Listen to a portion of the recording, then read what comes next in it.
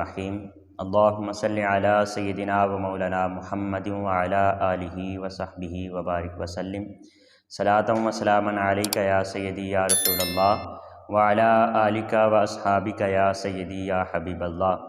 نہایت ہی واجب الاحترام معزز و محترم و مکرم شرکائے سفر نور، اللہ رب العزت کی کرم اور آقا کریم علیہ الصلوۃ والسلام کے نالین پاک کے تصدق سے ہم بحمد اللہ تعالی سفر نور کورس کی 21ویں نشست اور کلاس کے اندر شریک ہیں۔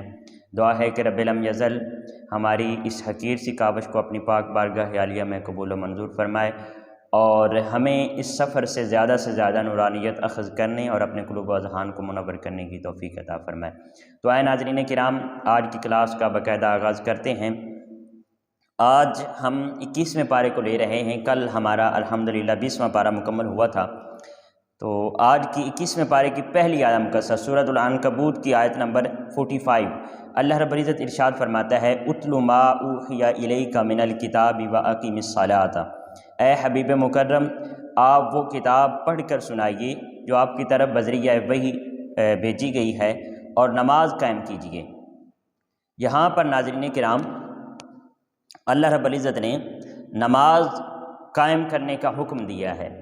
اچھا، جتنی عبادات ہیں اور جتنے معاملات ہیں، جتنے حقوق اللہ ہیں، جتنے فرائض ہیں اور ارکان اسلام ہیں، ان میں سے قرآن پاک کے اندر جو سب سے زیادہ کثرت کے ساتھ ذکر آیا ہے وہ نماز کا ذکر آیا ہے۔ نماز کے متعلق احکامات آئے ہیں، نماز کے متعلق دیگر لوازمات آئے ہیں، تو جو کثرت کے ساتھ قرآن پاک کے اندر جس چیز کا ذکر آیا ہے وہ نماز ہے۔ وہ کیا ہے؟ نماز ہے۔ لیکن آپ دیکھ رہے ہیں کہ یہ سفر نور ہم نے شروع کر رکھا ہے، آج ہم 21ویں پارے میں پہنچے ہیں، تو ہم نے نماز کے بارے میں آج پہلی دفعہ ڈسکشن شروع کر رہے ہیں، اس سے پہلے ہم نے نہیں کی ہے۔ جہاں پر جو لفظ ہیں اور جہاں کہیں بھی نماز کا حکم آیا ہے، اللہ رب العزت نے اقیم الصلاۃ فرمایا ہے، نماز قائم کریں۔ یہ پوائنٹ بہت اہم ہے، بہت امپورٹنٹ ہے، اس کو توجہ کے ساتھ سماعت فرمائیں کہ نماز کو قائم کریں۔ اللہ رب العزت نے کہیں بھی نماز کو ادا کرنے کا حکم نہیں دیا، کہیں بھی نماز کو ادا کرنے کا حکم نہیں دیا، فرمایا نماز قائم کریں۔ یہ جو ہم نے پوائنٹ لیا ہے کہ اللہ رب العزت نے کہیں بھی نماز پڑھنے کا حکم نہیں دیا، اللہ رب العزت نے نماز کو قائم کرنے کا حکم دیا ہے۔ یہ نماز پڑھنے اور نماز کو قائم کرنے میں فرق کیا ہے؟ نماز پڑھنے اور نماز کو قائم کرنے میں فرق کیا ہے؟ اب یہ جو فرق ہے یہ آیت مقدسہ کا اگلا حصہ ہمیں تفصیل کے ساتھ بتا رہا ہے۔ اللہ رب العزت نے ارشاد فرمایا ان الصلاۃ تنہی عن الفحشاء والمنکر، کہ بے شک نماز بے حیائی اور برے کاموں سے روکتی ہے، بے حیائی اور برائی سے روکتی ہے۔ یہ نماز کے پڑھنے اور قائم کرنے میں فرق ہے۔ یعنی نماز کا پڑھنا یہ ہے کہ آپ مسجد تشریف لاتے ہیں یا اپنے گھر کے اندر مصلی بچھا کر آپ وضو کر کے خاص ارکان ادا کرتے ہیں اور ان کے اندر خاص کلمات پڑھتے ہیں، یہ نماز کا پڑھنا ہے، یہ نماز کا پڑھنا ہے۔ لیکن نماز کا قائم کرنا یہ ہے کہ آپ اس طریقے سے نماز کو پڑھیں کہ پھر وہ ایک نماز سے لے کر دوسری نماز تک آپ نماز کے اندر ہی رہیں، آپ نماز کے اندر ہی رہیں۔ کیسے؟ فار ایگزامپل آپ نے فجر کی نماز پڑھی ہے، تو فجر کی نماز قائم کرنے کا یہ مطلب ہے کہ آپ نے ایک دفعہ تو اللہ کی بارگاہ میں حاضری دے لی، لیکن ظہر کی نماز تک آپ پھر اللہ کی بارگاہ میں حاضر ہی رہیں۔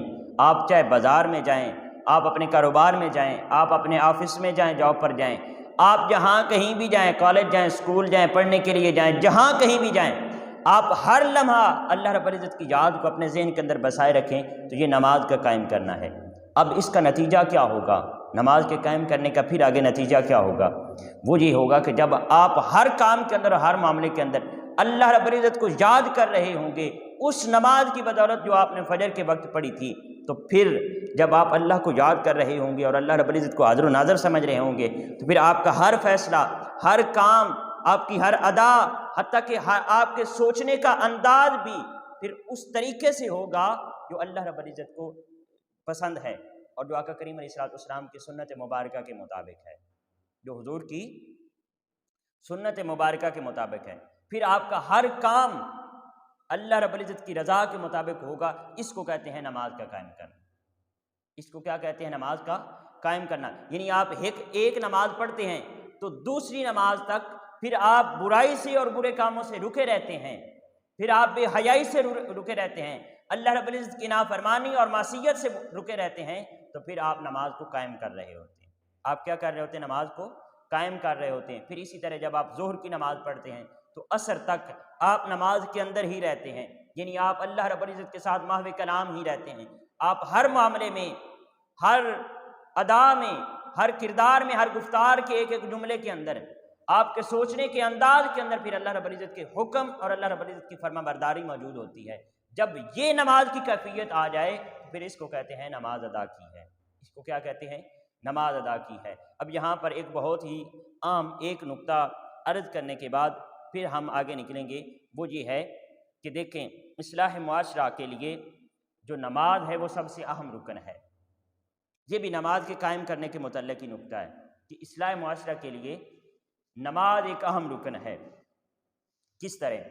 دیکھیے آپ گھر کے اندر نماز پڑھتے ہیں، اکیلے نماز پڑھتے ہیں تو آپ کو ایک نماز کا اجر ملتا ہے، آپ کو ایک نماز کا اجر ملتا ہے۔ آپ نے گھر میں نماز پڑھی تو وہی آپ نے رکوع کیا، وہی آپ نے سجود کیا، وہی آپ نے قیام کیا، وہی آپ نے تشہد پڑھا اور نماز کو مکمل کیا۔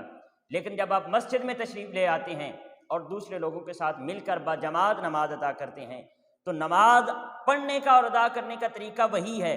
اسی طرح آپ کھڑے ہوتے ہیں، قیام کرتے ہیں، اسی طرح آپ رکوع و سجود کرتے ہیں، تشہد کرتے ہیں اور وہی کلمات ادا کرتے ہیں۔ یہاں پر بھی اسی طرح آپ سورہ فاتحہ اور قرأت پڑھتے ہیں، تسبیحات کرتے ہیں، اسی طرح آپ تشہد پڑھتے ہیں اور درود پاک پڑھتے ہیں اور اسی طرح دعا پڑھتے ہیں، سارا طریقہ وہی ہے۔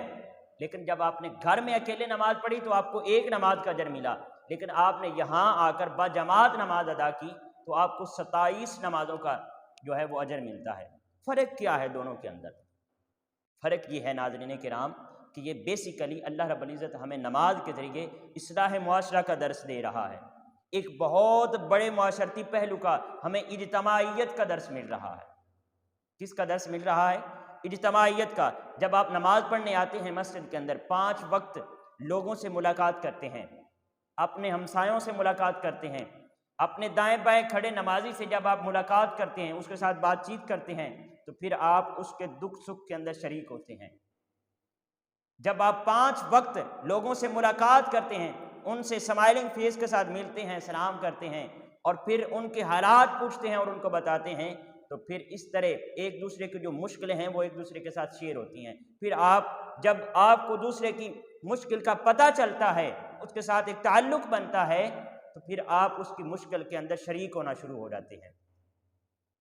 آپ کو نماز کی بدولت الٹیمیٹلی محسوس ہونے لگتا ہے کہ ایک روحانی، ایک نفسیاتی اور ایک ذہنی میرا تعلق بن چکا ہے میرے پڑوسیوں کے ساتھ۔ پھر جب یہ نماز کی بدولت آپ کے یہ تعلقات قائم ہوتے ہیں تو پھر آپ رشتہ داروں کے بھی حقوق ادا کرنا شروع کر دیتے ہیں، آپ اپنے محلے داروں کے بھی حقوق ادا کرنا شروع کر دیتے ہیں، آپ اپنے پڑوسیوں کے بھی حقوق ادا کرنا شروع کر دیتے ہیں، اور جتنے آپ کے متعلقین، ملازمین، آپ کے ساتھ کام کرنے والے اور دیگر جتنے لوگ ہوتے ہیں، ایک ذہن کے اندر ان کے لیے وسعت پیدا ہوتی ہے اور ان کے حقوق ادا کرنے کا ایک جذبہ پیدا ہوتا ہے۔ تو اسی لیے کہا گیا ہے کہ جو نماز ہے وہ اصلاح معاشرہ کے لیے اہم رکن ہے۔ پھر آپ کے معاشرتی تمام پہلوؤں کی اصلاح ہونا شروع ہو جاتی ہے۔ یہ کیا ہے؟ یہ نماز کا قائم کرنا ہے۔ یعنی آپ کے نماز کے قائم کرنے سے پھر آپ کا معاشرہ سلجھنے لگتا ہے، آپ کے تمام معاشرتی پہلو سلجھنے لگتے ہیں، آپ کے جو ہے وہ تعلقات بہتر ہونے لگتے ہیں، آپ کے لوگوں کے ساتھ حسن سلوک بڑھنے لگتا ہے، لوگوں کو آپ خندہ پیشانی کے ساتھ ملتے ہیں، اور پھر اس کے ساتھ ساتھ آپ ہر لمحے، جیسا کہ میں نے پہلا پوائنٹ عرض کیا، آپ اللہ رب العزت کی بارگاہ میں حاضر ہوتے ہیں۔ آپ ایک نماز سے لے کر دوسری نماز تک اللہ کی یاد میں مصروف ہوتے ہیں اور ہر کام کو اور ہر عمل کو، ہر کردار کو، اپنے ہر فیصلے کو اللہ کی رضا کے مطابق کرتے ہیں۔ آپ اپنے سوچنے کا انداز بھی اللہ کی رضا کے مطابق کرتے ہیں، تو پھر یہ نتیجہ نکلتا ہے کہ ان الصلاۃ تنہی عن الفحشاء والمنکر، کہ نماز پھر آپ کو بے حیائی اور برے کاموں سے روکتی ہے۔ یہاں پر ایک اور بہت اہم نقطہ ہے، وہ میں عرض کرنا چاہوں گا کہ جب یہ ہم نے سمجھا کہ نماز بے حیائی اور برے کاموں سے روکتی ہے، تو کئی ہمارے لوگ ایسے ہوتے ہیں کہ ہم نماز بھی پڑھ رہے ہوتے ہیں اور ہم بے حیائی کے کام بھی کر رہے ہوتے ہیں، برے کام بھی ہم سے نہیں چھوٹ رہے ہوتے ہیں۔ کئی لوگ، یا آپ اس کو ایسے سمجھیں کہ جب ہم نوجوان دوست آپس میں ایک بیٹھک میں بیٹھے ہوتے ہیں، نماز کا ٹائم ہوتا ہے، تو ہمیں سے ایک کہتا ہے کہ بھئی نماز کا ٹائم ہو رہا ہے، اذان ہو رہی ہے، تو میں جا رہا ہوں نماز ادا کرنے۔ اب باقی لوگ اس کو کہتے ہیں ابھی تو ہمارے ساتھ تو نے یہ گناہ کیا ہے، ابھی تو ہمارے ساتھ تو نے فلم دیکھی ہے، ابھی تو ہمارے ساتھ بیٹھا یہ کام کر رہا تھا، اور ابھی تو حاجی بن گیا ہے، ابھی نماز پڑھنے چلا ہے۔ تو کیا سوال یہ پیدا ہوتا ہے کہ اگر نماز ہمیں بے حیائی اور برے کاموں سے نہیں روک رہی، نماز تو روک رہی ہے، ہم نہیں روک رہے، تو کیا پھر نماز کو چھوڑ دینا چاہیے؟ کہ ہم تو نماز قائم نہیں کر رہے تو پھر یہ پڑھنے کا کیا فائدہ؟ نہیں، ایسا ہرگز نہیں۔ آپ نماز کا دامن ہرگز نہ چھوڑیں، نماز کا دامن بولیے ہرگز نہ چھوڑیں۔ اگر آپ بے حیائی سے نہیں رک رہے، آپ کو گناہ کر رہے ہیں اور مسلسل کر رہے ہیں، لیکن اس کے ساتھ ساتھ اگر آپ نماز پڑھ رہے ہیں تو وہ گناہ جو کر رہے ہیں اس کا گناہ اپنی جگہ پر ہے، لیکن نماز کا اجر ایک تو اپنی جگہ پر ہے۔ دوسرا، اگر آپ نماز کے دامن کو مضبوطی کے ساتھ تھامے رکھتے ہیں اور نماز کو 5 ٹائم ادا کرتے رہتے ہیں، تو پھر الٹیمیٹلی جب نماز آپ کے ذہن کے ذریعے آپ کے دل کے اندر اترنا شروع ہوگی تو پھر خود بخود اللہ رب العزت آپ پر کرم فرمائے گا، اور اس کے رحمت کے تصدق سے اللہ رب العزت آپ کو اس گناہ سے بھی جو ہے وہ محفوظ فرما لے گا، اس گناہ سے بھی محفوظ فرما لے گا، اور پھر الٹیمیٹلی آہستہ آہستہ آپ اس گناہ کو بھی ترک کر دیں گے۔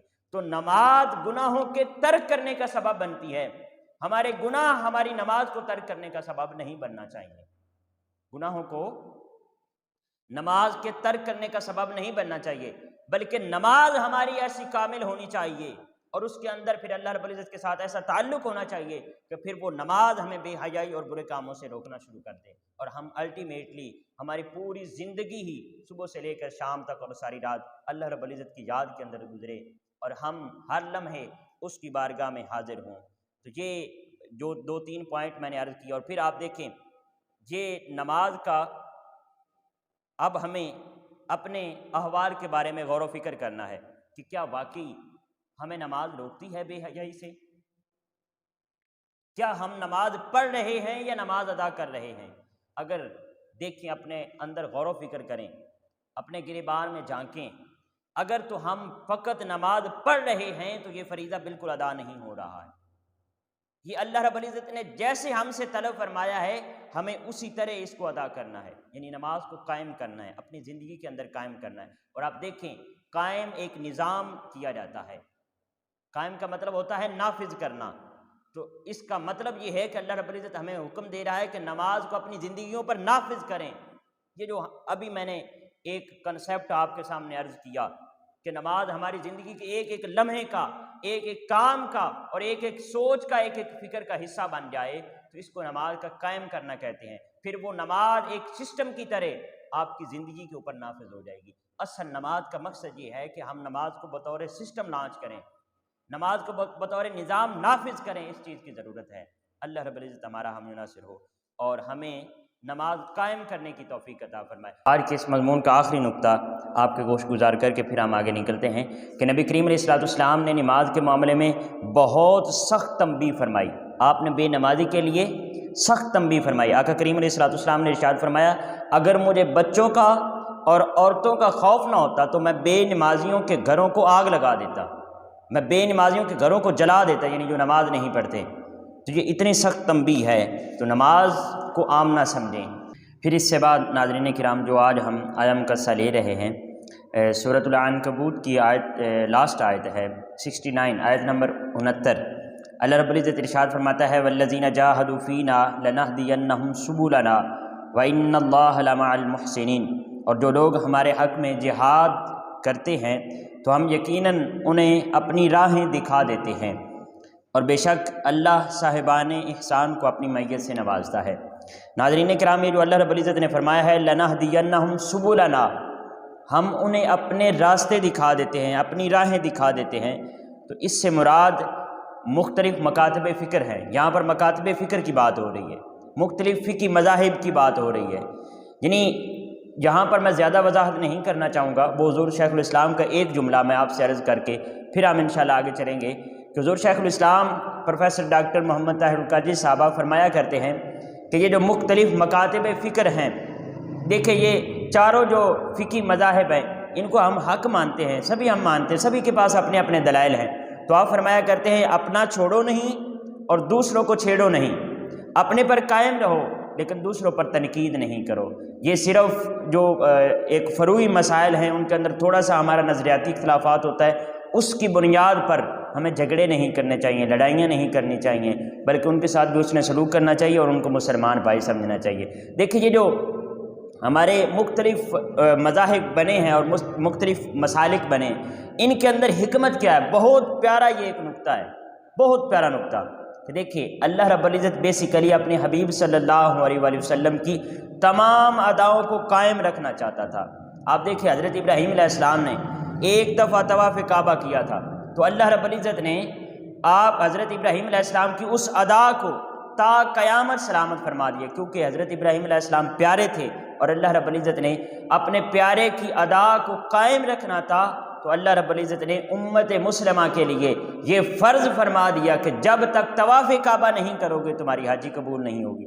اسی طرح حضرت ہاجرہ سلام اللہ علیہ تو وہ اپنے بیٹے کی خوراک کی اور پانی کی تلاش کے لیے صفا اور مروہ کے درمیان دوڑی تھی، لیکن اللہ رب العزت نے اپنی اس پیاری بندی کی اس ادا کو تا قیامت قائم رکھنے کے لیے امت مسلمہ پر لازم کر دیا کہ جب تک صفا اور مروہ کے درمیان دوڑ نہیں کرو گے تمہاری حاجی قبول نہیں ہوگی۔ تو یہ اللہ جب اپنے پیاروں کی سنتوں کو اور اداؤں کو قائم رکھنا چاہتا ہے تو وہ پھر ایسے راستے بنا دیتا ہے۔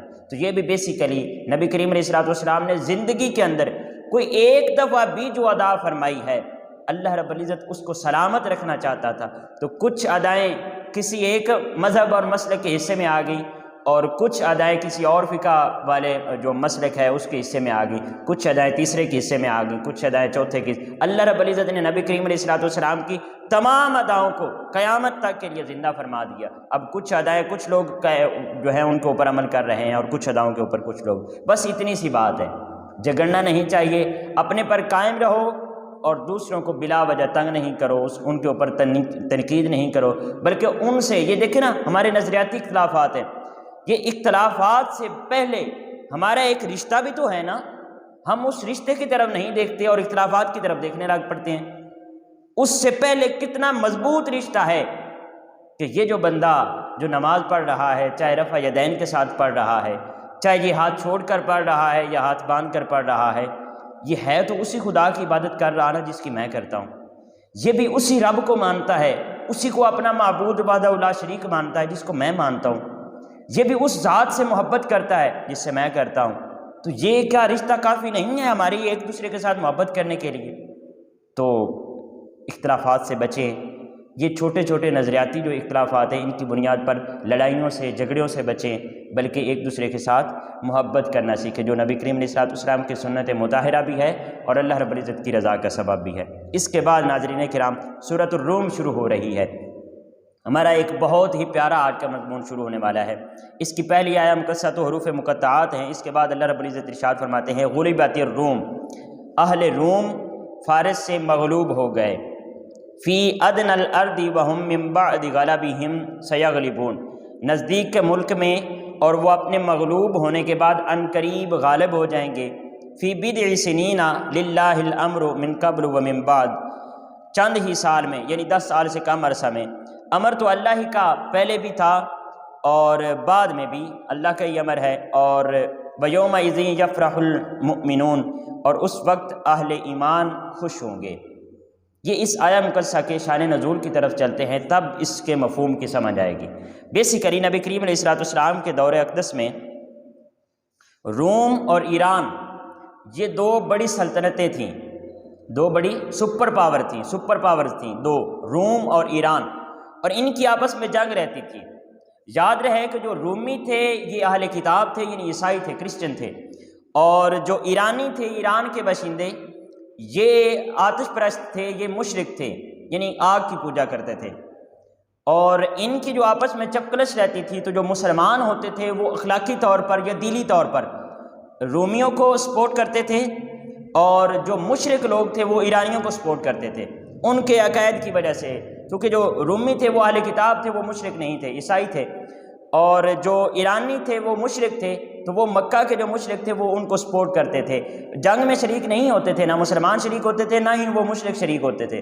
لیکن ایک جیسے ہمارے ہاں آج کل یہ گیمیں ہوتی ہیں، کرکٹ کی گیم ہوتی ہے یا کوئی بھی گیم ہوتی ہے، تو ہم کہتے ہیں فلاں ملک کے ساتھ، جن کے ساتھ ہمارے عقائد ملتے ہوتے ہیں یا ہمارے نظریات ملتے ہیں، ہم کہتے ہیں فلاں ملک کو ہم سپورٹ کر رہے ہیں، اور کوئی اور آدمی کہتا ہے کہ ہم فلاں ٹیم کو سپورٹ کر رہے ہیں۔ تو ایسے وہ دلی طور پر اور اخلاقی طور پر سپورٹ کرتے تھے۔ ہوا یوں کہ ایک دفعہ جو رومی تھے ان کو شکست ہو گئی، ایران کے ہاتھوں شکست ہو گئی۔ جب رومیوں کو شکست ہوئی تو چونکہ رومیوں کو مسلمان سپورٹ کرتے تھے، تو یہ جو مشرک لوگ تھے انہوں نے باتیں کرنا شروع کر دیں اور مسلمانوں کو تانے دینا شروع کر دیے، دیکھ لو جن کو آپ لوگ سپورٹ کرتے تھے ان کو تو شکست ہوگی اور ہماری ٹیم جیت گئی۔ جب یہ انہوں نے تانے دیے تو اللہ رب العزت کو قبول نہ ہوئے، پھر میرے مولا نے یہ آیات نازل فرما دی، اور ان آیات کے ذریعے مسلمانوں کو خوشخبری سنائی کہ ان قریب فی بضع سنین، ان قریب کیا ہوگا؟ اوپر والی آیت مقدسہ میں فرمایا وَهُم مِّن بَعْدِ غَلَبِهِمْ سَيَغْلِبُونَ، ان قریب وہ پھر مڑ کر غلبہ حاصل کر، جو ابھی مغلوب ہوئے ہیں نا، یعنی رومی جو مغلوب ہوئے ہیں، جن کو شکست ہوئی ہے، ان قریب وہ غلبہ حاصل کرنے والے ہیں، وہ غالب ہوں گے ان قریب۔ کب؟ فی بضع سنین، 10 سال سے کم عرصہ میں، اور جب وہ پھر غلبہ حاصل کریں گے وَيَوْمَئِذٍ يَفْرَحُ الْمُؤْمِنُونَ، تو پھر جو مؤمنین ہوں گے وہ بہت زیادہ خوش ہوں گے۔ جب یہ خوشخبری آقا کریم علیہ السلام آیات پڑھ کر سناتے ہیں صحابہ کرام رضوان اللہ علیہم اجمعین کو، سبحان اللہ، بہت پیارا واقعہ ہے، لطف لیجئے گا ذرا اس واقعے سے۔ تو سیدنا ابو بکر صدیق رضی اللہ تعالیٰ عنہ، آپ جب یہ بات سنتے ہیں تو آپ ایک مشرک کے پاس چلے جاتے ہیں، اور وہ مشرک کا نام تھا ابی بن خلف۔ جب ابی بن خلف کے پاس آپ جاتے ہیں تو وہ اسی طرح بات کرتا ہے آپ کو، وہ کہتا ہے کہ دیکھ لیں تمہاری ٹیم ہار گئی، جو جن کو تم سپورٹ کرتے تھے انہوں نے شکست کھا لی، اور ہماری جو جس کو ہم سپورٹ کرتے تھے اس سلطنت نے فتح حاصل کر لی ہے۔ تو حضرت ابوبکر صدیق رضی اللہ تعالیٰ عنہ نے فرمایا کہ ان قریب جو رومی ہیں وہ واپس مڑ کر ان کے اوپر حملہ کریں گے اور وہ غلبہ حاصل کر لیں گے۔ وہ آگے سے کہنے لگا کہ یہ کیسے ممکن ہے، ابھی تو انہوں نے شکست کھائی ہے، تو یہ ان قریب کیسے ممکن ہے؟ حضرت ابوبکر صدیق رضی اللہ تعالیٰ عنہ نے فرمایا کہ تم میرے ساتھ شرط لگا لو۔ ابھی تک اس وقت تک شرط حرام نہیں ہوئی تھی، اور اس وقت شرط لگائی جاتی تھی، یعنی یہ شرط عام تھی۔ تو حضرت ابوبکر صدیق رضی اللہ تعالیٰ عنہ نے فرمایا کہ تم پھر شرط لگا لو۔ اس نے کہا ٹھیک ہے لگا لو شرط۔ ظاہر نظر آ رہا تھا کہ ابھی وہ مار کھا کر واپس آ رہے ہیں، تو اتنا جلدی کیسے وہ پھر دوبارہ غلبہ، یعنی اب تو ان کو اپنے قدموں کے اوپر کھڑا ہونے کے لیے ایک بہت زیادہ وقت چاہیے، لیکن ابھی کیسے ممکن ہے کہ تھوڑے ہی ٹائم میں؟ تو حضرت شرط یہ طے پائی، جب دونوں فریقین نے کہا کہ شرط لگا لیتے ہیں، تو حضرت ابوبکر صدیق رضی اللہ تعالیٰ عنہ نے فرمایا کہ اگر 3 سال کے اندر اگر رومیوں نے ایرانیوں کو شکست دے دی تو آپ سے میں 10 اونٹ لے لوں گا، اور اگر اس کے الٹ ہوا، یعنی انہوں نے نہ شکست دی ایرانیوں کو رومیوں نے، تو پھر میں آپ کو 10، یعنی جو ہمارا موقف ہے اس کے اندر جو جھوٹا ہوا وہ دوسرے کو 10 اونٹ دے گا 3 سال کے اندر اندر۔ 3 سال کے اندر اندر اگر رومیوں نے شکست دے دی ایرانیوں کو، تو حضرت ابوبکر صدیق رضی اللہ تعالیٰ عنہ نے فرمایا کہ پھر میرا موقف سچا ہوگا اور آپ سے میں 10 اونٹ لے لوں گا، اور اگر ایسا نہ ہوا 3 سالوں کے اندر تو پھر میں آپ کو 10 اونٹ دوں گا۔ شرط طے ہو گئی۔ حضرت ابوبکر صدیق رضی اللہ تعالیٰ عنہ واپسی تشریف لے آتے ہیں، حضور نبی کریم علیہ السلام کی بارگاہ میں حاضر ہوتے ہیں، عرض کرتے ہیں یا رسول اللہ میں یہ شرط لگا آیا ہوں۔ شرط کی تفصیل عرض کرتے ہیں تو آقا کریم علیہ السلام نے فرمایا کہ یہ جو فی بضع سنین کا لفظ ہے اس سے مراد 3 سے 10 سال ہے، تو آپ نے یہاں سے غلطی کر دی ہے، 3 سال کے لیے شرط نہیں لگانا تھی، اب بھی جاؤ اور یہ مدت چینج کر کے آؤ۔ تو حضرت ابوبکر صدیق رضی اللہ تعالیٰ عنہ واپسی ابی بن خلف کے پاس جاتے ہیں، مشرک کے پاس، اور اس کو کہتے ہیں کہ یہ 3 سال کی بجائے مدت بڑھا دو۔ جب آپ یہ شرط جو ہے وہ اس کو بڑھانے کی بات کرتے ہیں تو وہ کہتا ہے کہ آپ تو پھر شرط سے بھاگ رہے ہیں۔ تو حضرت ابوبکر صدیق رضی اللہ تعالیٰ، اچھا پہلے جب نبی کریم علیہ السلام بھیج رہے تھے تو آپ نے بھی فرمایا تھا کہ وہ جب یہ بات کریں کہ تم شرط سے بھاگ رہے ہو تو پھر ان سے کہنا کہ 10 اونٹوں کی بجائے 100 اونٹ کر لو، میں شرط سے بھاگ نہیں رہا بلکہ شرط کو مزید پختہ کر رہا ہوں۔ تم پہلے تو 10 اونٹ ہماری شرط میں تھے، اب 10 اونٹوں کی بجائے ہم شرط 100 اونٹ کو لگاتے ہیں، اگر تمہارا موقف سچا رہا تو میں 100 اونٹ دوں گا، اور اگر رومیوں نے ایرانیوں کو شکست دے دی تو پھر تجھ سے 100 اونٹ لے لوں گا۔ اسی طرح سیدنا ابو بکر صدیق رضی اللہ تعالیٰ عنہ اس کے پاس جاتے ہیں، ابی بن خلف کے پاس، اور شرط کے اندر یہ ترمیم کر دیتے ہیں۔ پھر ناظرین کرام یہاں پر دیکھیں صحابہ کا ایمان کتنا پختہ تھا، یعنی ظاہری طور پر نظر آ رہا ہے کہ یہ کیسے ممکن ہے، ابھی انہوں نے شکست کھائی ہے تو 10 سالوں کے اندر اندر پھر وہ اپنے قدموں پر کھڑے بھی ہوں اور پھر اتنی طاقت اکٹھی کر کے اور پھر جا کر ایرانیوں کو شکست بھی دے دیں۔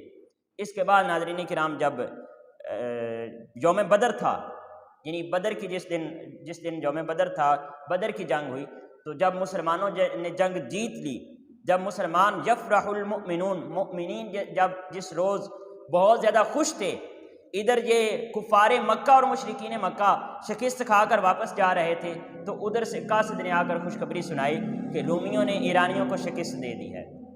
تو پھر ناظرین کرام سیدنا ابو بکر صدیق رضی اللہ تعالیٰ عنہ جب یہ خوشخبری سنتے ہیں تو آپ پھر وہ دوبارہ مشرک کے پاس گئے بھی، اس وقت وہ فوت ہو چکا تھا، تو آپ نے پھر ان کے گھر والوں سے ڈیمانڈ کی کہ یہ ہماری شرط طے ہوئی تھی، میں شرط جیت چکا ہوں، لہذا 100 اونٹ مجھے دو۔ آپ نے پھر 100 اونٹ لیے وہاں سے اور نبی کریم علیہ السلام کی بارگاہ میں حاضر کر دیا، یا رسول اللہ یہ 100 اونٹ ہیں۔ تو حضور نبی کریم علیہ السلام نے پھر فرمایا کہ یہ 100 اونٹ جو ہیں یہ اللہ رب العزت کی راہ میں مسکین اور غرباء میں تقسیم کر دو۔ تو یہ اللہ نے رومیوں کی فتح کی بہت پہلے ایک خوشخبری سنا دی مسلمانوں کو۔ تو یہ آیہ مقدسہ کا ہمیں مفہوم سمجھ آ چکا ہوگا۔ اس کے بعد ناظرین کرام سورۃ الروم ہی ہے، اس کی آیہ مقدسہ نمبر ہم لے رہے ہیں 37، آیت نمبر 37۔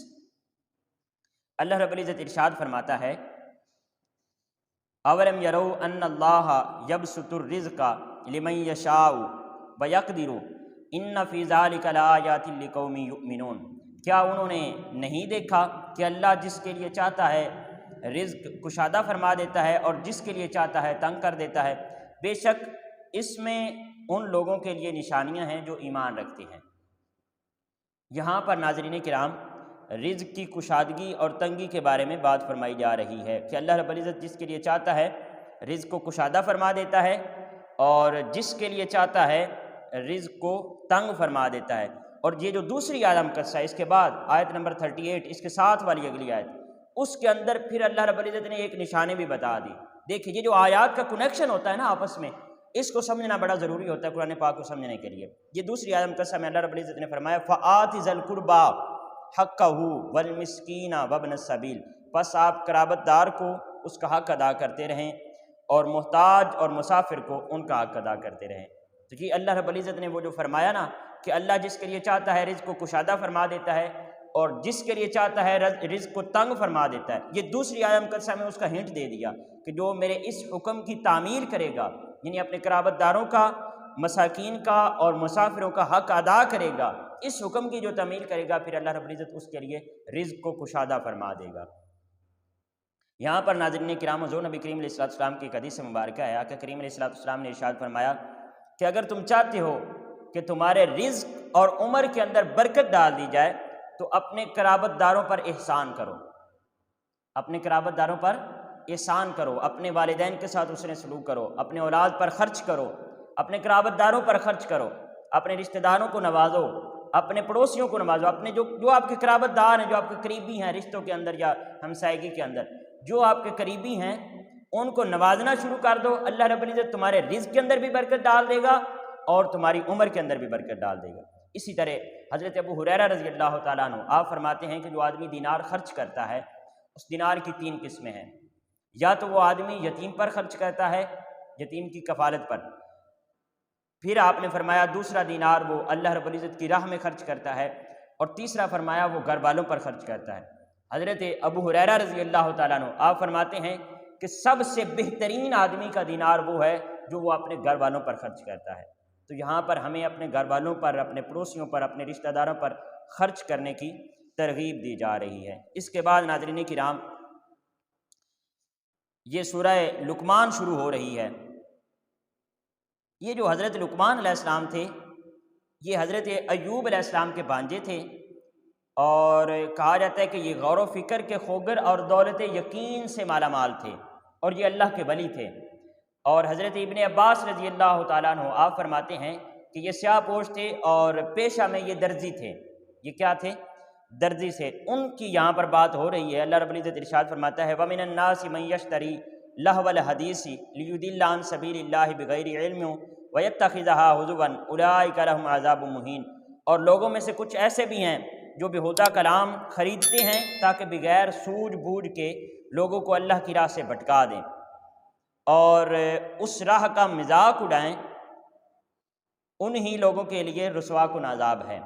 یہاں پر بیہودہ کلام کی بات کی جا رہی ہے نا، تو نبی کریم علیہ السلام نے فرمایا، یہ حضور کی حدیث مبارکہ ہے کہ جب میری امت میں 15 خصلتیں آ جائیں گی، یعنی میری امت جب 15 خصلتوں میں ملوث ہو جائے گی تو پھر نبی کریم علیہ السلام نے فرمایا کہ مصیبتیں اس امت کا رخ کر لیں گی. پہلی فرمایا کہ مالی غنیمت کو ذاتی مال سمجھا جائے گا اور اس کے اندر تصرف کیا جائے گا. پھر امانت کو مالی غنیمت سمجھا جائے گا اور اس کو اپنی ذات کے لیے خرچ کیا جائے گا. زکوٰۃ کو ٹیکس لوگ سمجھنے لگ پڑیں گے، زکوٰۃ ادا کرنے سے انکار کر دیں گے. پھر فرمایا اپنی بیوی سے تو نیکی کریں گے لیکن والدین کی نافرمانی کریں گے. پھر فرمایا اپنے دوست سے حسن سلوک کریں گے لیکن والدین سے بد سلوکی کریں گے. یہ حدیث مبارکہ کے الفاظ ہیں جو آپ کو عرض کر رہا ہوں. پھر فرمایا مساجد میں آوازیں بلند کریں گے. یہ 15 خصلتوں میں سے ایک یہ بھی ہے کہ مساجد میں آوازیں بلند کریں گے لوگ. تو اس وقت کیا ہوگا؟ نبی کریم علیہ السلام نے فرمایا کہ مصائب اس امت کا رخ کر لیں گے. آج جو ہماری مساجد کی کمیٹیاں ہیں، انتظامیہ کمیٹیاں، ان کو سمجھنا چاہیے کہ چھوٹی چھوٹی بات پر جو ہم لڑائیاں جھگڑے مسجد کے اندر کھڑے ہو کر شروع کر دیتے ہیں. سخت ممانعت ہے اس کی. پھر سب سے رذیل شخص کو حاکم بنا دیا جائے گا. پھر کسی شخص کے شر سے بچنے کے لیے، یعنی وہ مجھے تکلیف نہ دے، اس بات سے بچنے کے لیے اس کی عزت کی جائے گی. شرابیں سر عام پی جائیں گی، ریشم پہنا جائے گا اور گانے والی عورتوں کو محبوب رکھا جائے گا اور آلات موسیقی کو رکھا جائے گا. پھر امت کے بعد والے جو لوگ ہیں وہ پہلے والے لوگوں کو برا کہیں گے. تو یہ 15 خصلتیں نبی کریم علیہ السلام نے گنوائی کہ حضور نے فرمایا جب یہ 15 خصلتیں عام ہو جائیں گی تو پھر میری امت کے اوپر مصیبتیں ٹوٹنا شروع ہو جائیں گی. اللہ رب العزت ہم سب کو محفوظ فرمائے. اس کے بعد ناظرین کرام سورہ لقمان کی آیت نمبر 19 ہے. یہاں پر گدھے کا ذکر ہے، گدھے کی آواز کا ذکر ہے. اللہ رب العزت نے ارشاد فرمایا وَقْصِدْ فِي مَشْيِكَ وَغْضُضْ مِنْ صَوْتِكَ إِنَّ أَنْكَرَ الْأَصْوَاتِ لَصَوْتُ الْحَمِيرِ. اور اپنے چلنے میں میانہ روی اختیار کر اور اپنی آواز کو کچھ پست رکھا کر، بے شک سب سے بری آواز گدھے کی آواز ہے. تو یہاں پر ایک تو ہمیں چلنے میں میانہ روی اختیار کرنے کا حکم دیا جا رہا ہے کہ اتنے تکبر کے ساتھ نہیں چلنا چاہیے. اگر آپ بڑے ہیں تو پھر یہ نہ ہو کہ آپ کے چال کے اندر تکبر آ جائے. میانہ روی ہونی چاہیے آپ کے چال کے اندر. اور دوسرا فرمایا کہ اپنی آواز کو کچھ پست رکھو. ہر وقت آپ کی آواز کے اندر غصہ اور بجلی کی کڑک نہیں ہونی چاہیے. وہ پنجابی میں کہتے ہیں متھے ببری بجدے رون، ہر وقت ایسے نہیں ہونا چاہیے. آپ کا لہجہ نرم ہونا چاہیے، آپ کو بات آہستہ کرنی چاہیے. نبی کریم علیہ السلام کی حدیث مبارکہ ہے نا کہ مسلمان وہ ہے کہ جس کے ہاتھ اور زبان سے دوسرے مسلمان محفوظ ہیں. تو یہ مسلمان کی ڈیفینیشن کی گئی ہے کہ آپ کی زبان سے دوسرے مسلمانوں کو حفاظت ملی تھی. ایسی آواز آپ کی نہیں ہونی چاہیے کہ جس سے دوسرے لوگ جو ہیں وہ ان کے دل کے اندر پریشانی آئے اور وہ پریشان ہو جائے. ایسا نہیں، بلکہ نرم لہجے کے ساتھ بات کریں اور سمائلنگ فیس کے ساتھ دوسرے لوگوں کو ملیں. جب ملیں تو آپ کے چہرے کے اوپر مسکراہٹ ہونی چاہیے، لوگوں کے ساتھ اچھا رویہ اپنائیں. یہ جو مسکراہٹ ہے نا چہرے کی، یہ بہت ضروری ہے. اچھا، یہاں پر چونکہ گدھے کی آواز کی بات ہو رہی ہے تو ایک حدیث مبارکہ ہے، نبی کریم علیہ السلام نے ارشاد فرمایا کہ مرغ کی آواز سنو تو اللہ کا فضل تلاش کرو.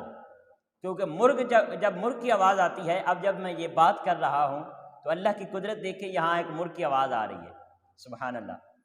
تو جب مرغ کی آواز سنو تو اللہ کا فضل تلاش کرو، کیونکہ مرغ جب بولتا ہے تو وہ فرشتے کو دیکھ کر بولتا ہے. اور جب گدھے کی آواز سنو تو اللہ کی پناہ طلب کرو، کیونکہ گدھا جب بولتا ہے تو یہ شیطان کو دیکھ کر بولتا ہے.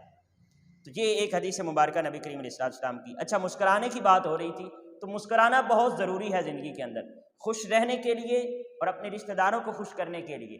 یہ فیس کے اوپر سمائلنگ کا ہونا بڑا ضروری ہے، مسکراہٹ کا ہونا. حضور شیخ الاسلام فرمایا کرتے ہیں کہ یہ مسکرایا ضرور کرو. اگر آپ کو مسکرانا نہیں آتا تو آپ شیشے کے سامنے کھڑے ہو کر باقاعدہ پریکٹس کیا کرو. روزانہ 5 منٹ شیشے کے سامنے کھڑا ہویا کرو اور 5 منٹ کے لیے مسکرایا کرو. پھر دیکھنا تم مسکراتے ہوئے کتنے خوبصورت لگتے ہو۔ اچھا، دنیا کا جو کم خوبصورت بھی انسان ہو، یعنی جو سب سے آپ جن کو کوجا کہتے ہیں، جن کو کوجا یعنی جن کے چہرہ اتنا زیادہ خوبصورت نہیں ہے، اگر وہ بھی اسمائلنگ کے ساتھ بات کرے گا، مسکرا کر بات کرے گا، تو آپ بے شک آپ تجربہ کر لیں وہ ایک خوبصورت انسان لگے گا۔ یعنی مسکراہٹ کے ساتھ آپ کے چہرے پر خوبصورتی آ جاتی ہے۔ تو ہمیں مسکرانا چاہیے، لوگوں کے دلوں کے اندر اپنی محبت پیدا کرنی چاہیے، اور اپنے دل کے اندر لوگوں کی محبت پیدا کرنی چاہیے۔ یہ محبت کے ساتھ، امن کے ساتھ اور ایک دوسرے کا خیال رکھتے ہوئے ایک خوبصورت معاشرتی زندگی ہماری ہونی چاہیے۔ اسلام کا جو موقف ہے وہ یہ ہے معاشرتی زندگی کے بارے میں۔ اس کے بعد ناظرین کرام ہم چلتے ہیں، سورۃ السجدہ شروع ہو چکی ہے، تو اس کی آیت نمبر ہم لے رہے ہیں 16، آیت نمبر 16۔ نبی کریم علیہ السلام نے، اللہ رب العزت نے ارشاد فرمایا، تتجافا جنوبہم عن المضاجع یدعون ربہم خوفا وطمعا ومما رزقناہم ینفقون، اور ان کے پہلو ان کی خوابگاہوں سے جدا رہتے ہیں اور اپنے رب کو خوف اور امید کی ملی جلی کیفیت سے پکارتے رہتے ہیں، اور ہمارے عطا کردہ رزق سے ہماری راہ میں خرچ کرتے ہیں۔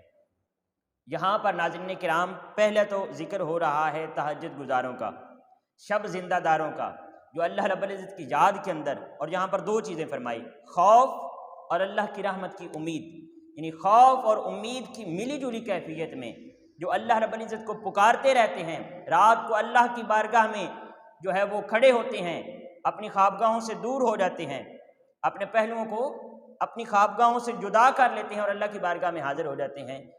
تو اور پھر اس کے ساتھ ساتھ فرمایا خوف اور امید کی ملی جلی کیفیت۔ یہاں پر ایک حدیث مبارکہ ہے کہ نبی کریم علیہ السلام نے ارشاد فرمایا کہ جو ایمان ہے وہ خوف اور امید کی ملی جلی، خوف اور امید کی درمیانی چیز کا نام ہے، خوف اور امید کی درمیانی کیفیت کا نام ہے۔ یہ ایمان کی ڈیفینیشن کی ہے نبی کریم علیہ السلام نے۔ اور اسی طرح ایک اور روایت ہے، حدیث مبارکہ حضرت عمر رضی اللہ تعالیٰ عنہ، آپ فرماتے ہیں کہ اگر مجھے حشر کے دن پتہ چل گیا کہ سب لوگ بخشے گئے، صرف ایک شخص جہنم میں جا رہا ہے، تو میں سمجھوں گا کہ وہ شخص میں ہی ہوں۔ یہ ہے اللہ کا خوف، اللہ کی ناراضگی کا خوف، کہ اگر پتہ چلا کہ سب لوگ ہی بخش دیے گئے ہیں اور ایک شخص صرف جہنم میں جا رہا ہے، تو میں محسوس کروں گا وہ میں ہی ہوں۔ اور پھر فرمایا اگر مجھے یہ پتہ چلا کہ سب لوگ جہنم میں چلے گئے ہیں اور ایک شخص کو بخش دیا گیا ہے، تو میں سمجھوں گا وہ شخص میں ہوں۔ یہ اللہ رب العزت کی بارگاہ سے امید ہے، اس کی رحمت کی امید ہے۔ تو یہ فرمایا جو خوف اور امید کی ملی جلی کیفیت کے ساتھ پکارتے رہتے ہیں اور پھر وَمِمَّا رَزَقْنَاهُمْ يُنْفِقُونَ، ہمارے دیے گئے رزق میں سے خرچ کرتے ہیں، تو ان کے بارے میں پھر آگے خوشخبری کیا سنائی، نویس سنائی، فرمایا فَلَا تَعْلَمُ نَفْسٌ مَّا أُخْفِيَ لَهُم مِّن قُرَّةِ أَعْيُنٍ۔ اللہ اکبر، بہت پیاری آیت مقدسہ۔ فرمایا سو کسی کو معلوم نہیں جو آنکھوں کی ٹھنڈک ان کے لیے پوشیدہ رکھی گئی ہے۔ آنکھوں کی ٹھنڈک یہاں سے مراد دیدار الہی ہے، کہ جو رات کو شب زندہ دار ہوتے ہیں، رات پوے تے بے دردانوں سکھ دی نیندر آوے، درد مندانوں تانگ سجن دی، درد مندانوں تانگ سجن دی، ستیاں آن جگاوے۔ تو جن کو اس کی تانگ، مولا کی تانگ جن کو ستیاں آن جگا لیتی ہے، تو پھر ان کے لیے فرمایا ما اخفی لہم من قرۃ، کوئی نہیں جانتا کہ ان کی آنکھوں کے لیے جو ٹھنڈک ہم نے پوشیدہ رکھی ہے، یہ کسی کو معلوم ہی نہیں ہے کہ وہ پھر دیدار کیسا ہوگا، اور اس دیدار سے پھر آنکھوں کو کیسی ٹھنڈک نصیب ہوگی اور وہ کیسا پر لطف منظر ہوگا۔ تو جہاں پر ناظرین کرام شب زندہ داروں کا ذکر کیا گیا، اس کے بعد آیت نمبر 23 ہم لے رہے ہیں، سورۃ السجدہ۔ اللہ رب العزت نے ارشاد فرمایا وَلَقَدْ آتَيْنَا مُوسَى الْكِتَابَ فَلَا تَكُنْ فِي مِرْيَةٍ مِّن لِقَائِهِ وَجَعَلْنَاهُ هُدًى لِّبَنِي إِسْرَائِيلَ۔ ایک بہت پیارا مضمون شروع کرنے والے ہیں، اور بے شک ہم نے موسیٰ علیہ السلام کو کتاب عطا فرمائی تو آپ ان کی ملاقات کی نسبت شک میں نہ رہیں، اور ہم نے اسے بنی اسرائیل کے لیے ہدایت بنایا۔ یہاں پر نبی کریم علیہ السلام کو حضرت موسیٰ علیہ السلام کے ساتھ ملاقات کے بارے میں بات کی جا رہی ہے۔ اب یہ ملاقات کب ہوئی، یہ کون سی ملاقات کا یہاں پر ذکر ہے؟ یہ وہ ملاقات ہے جو حضور نبی کریم علیہ السلام کی معراج کے رات حضرت عیسیٰ علیہ السلام حضرت موسیٰ علیہ السلام سے جو ملاقات ہوئی تھی چھٹے آسمان پر۔ اب اس ملاقات کا ذکر کرنے سے پہلے ایک چھوٹا سا کنسیپٹ اور میں یہاں پر رکھنا چاہتا ہوں کہ جب حضرت یوسف علیہ السلام سے ملنے کے لیے آپ کے بھائی آئے تھے اور ان کے ساتھ بنیامین بھی آئے تھے جو حضرت یوسف علیہ السلام کے سگے بھائی تھے، تو حضرت یوسف علیہ السلام بنیامین کو روکنا چاہتے تھے اپنے پاس، تو آپ نے کیا طریقہ استعمال کیا؟ آپ نے بنیامین کی جو تجوری تھی، جو وہ بوری وغیرہ تھی جس کے اندر وہ غلہ لے جا رہے تھے، اس کے اندر اپنا برتن رکھوا دیا اور اس طریقے سے اپنے بھائی کو اپنے پاس رکوا لیا۔ اس بات کو ذرا ذہن میں رکھیں اور پھر ہم اس سے آگے والی بات کی طرف چلتے ہیں۔ ایک اور چھوٹا سا نقطہ اپنے ذہن کے اندر رکھیں کہ جب حضرت موسیٰ علیہ السلام طور پر جاتے ہیں اور اللہ رب العزت کی بارگاہ میں التجا کرتے ہیں کہ مولا میں آپ کا دیدار کرنا چاہتا ہوں، تو جی آپ نے 9 بار یہ دیدار کے لیے اللہ کی بارگاہ میں دعا کی تھی، 9 بار۔ یہ 2 چیزیں آپ نے ذہن میں رکھنی ہیں۔ ایک تو حضرت یوسف علیہ السلام نے جو اپنے بھائی کو اپنے پاس روکا تھا، وہ روکنے کا طریقہ آپ نے ذہن میں رکھنا ہے کہ روکا کیسے تھا۔ بڑے لطف آنے والا ہے یہ جب ہم وہ حضرت موسیٰ علیہ السلام کی ملاقات والا ذکر کرنے والے ہیں، بہت پیارے جملے ہیں وہاں پر، توجہ میری طرف رکھیے گا۔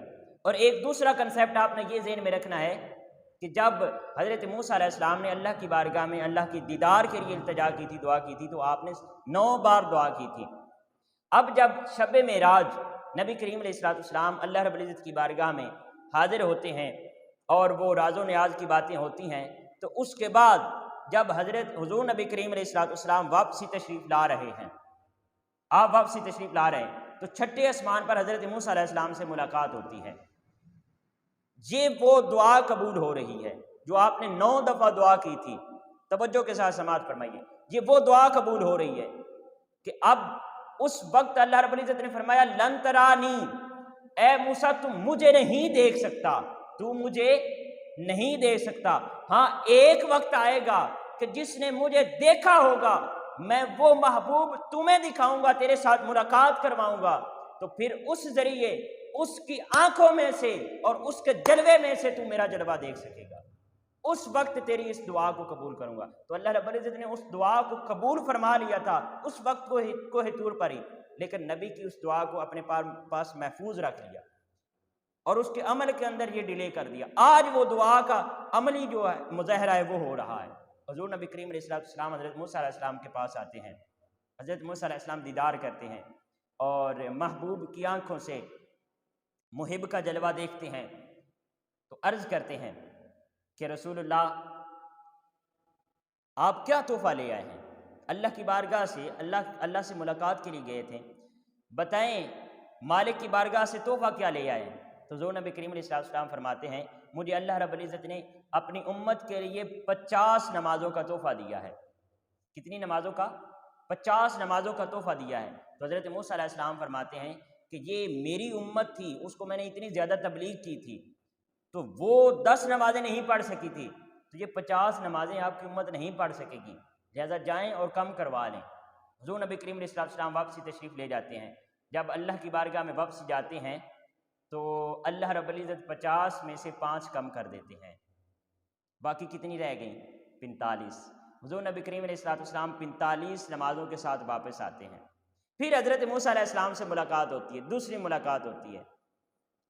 دوسری ملاقات میں حضرت موسیٰ علیہ السلام پھر پوچھتے ہیں نمازیں کتنی رہ گئی ہیں؟ حضور نے فرمایا 45 رہ گئی ہیں۔ حضرت موسیٰ علیہ السلام عرض کرتے ہیں نہیں پڑھ سکیں گے۔ اللہ اکبر۔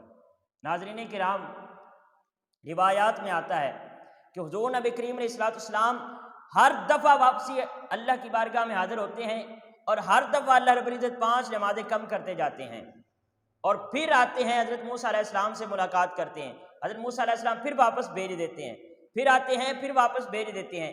9 چکر نبی کریم علیہ السلام لگاتے ہیں، 9 چکر۔ اب ایک تو یہ پوائنٹ ذہن کے اندر رکھے کہ حضرت موسیٰ علیہ السلام کی وہ دعا قبول ہو رہی ہے کہ اللہ کے نبی صلی اللہ علیہ وآلہ وسلم کی، یعنی حضور نبی کریم علیہ السلام کی حضرت موسیٰ علیہ السلام سے وہ ملاقات ہو رہی ہے، وہ دعا قبول ہو رہی ہے جو حضرت موسیٰ علیہ السلام نے اللہ کا دیدار کرنے کے لیے اس کی بارگاہ میں التجا کی تھی، وہ اب دعا قبول ہو رہی ہے کہ محبوب کے جلوے کی شکل میں اللہ رب العزت اپنا جلوے کا اظہار فرما رہا ہے۔